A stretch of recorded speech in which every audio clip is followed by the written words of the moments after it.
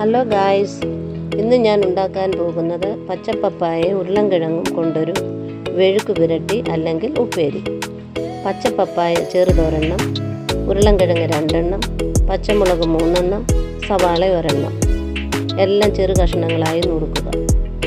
ചൂടായ ഒരു പാനിൽ എണ്ണയൊഴിച്ച് കടുകിട്ട് പൊട്ടിച്ചതിന് ശേഷം ചെറു കഷ്ണങ്ങളായി അരിഞ്ഞു വെച്ച പച്ചപ്പപ്പായ വേണം ആദ്യം ഇട്ട് ഒന്ന് വഴറ്റി ഇതിന് ശേഷം ബാക്കി ഉരുളൻകിഴങ്ങും പച്ചമുളകും സവാളയും പാകത്തിനുപ്പും മഞ്ഞൾപ്പൊടിയും ചേർത്ത് ഇളക്കി നല്ലതുവണ്ണം വഴറ്റി വേവിച്ച് ബ്രൗണിഷ് കളറിൽ മയപ്പെടുത്തി ഫ്രൈ ആകുമ്പോഴാണ് വെഴുക്ക് ഉരുട്ടിയുടെ പരുവം ആകുന്നത്.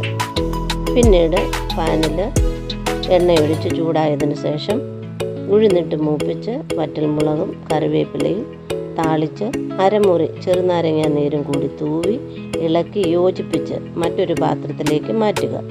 അപ്പോൾ നമ്മുടെ വെഴുക്ക് പുരട്ടി അല്ലെങ്കിൽ ഉപ്പേരി റെഡി. ചോറുണ്ണാനും ചപ്പാത്തിയുടെ കൂടെയും കഴിക്കുവാൻ പറ്റിയ നല്ല രുചിയുള്ള ഒരു വെഴുക്ക് പുരട്ടി അല്ലെങ്കിൽ ഉപ്പേരിയാണിത്. എല്ലാവരും ഒന്ന് ട്രൈ ചെയ്ത് നോക്കണേ. അതേപോലെ സബ്സ്ക്രൈബും സപ്പോർട്ടും ലൈക്കും ഷെയറും ചെയ്യണേ. Thank you.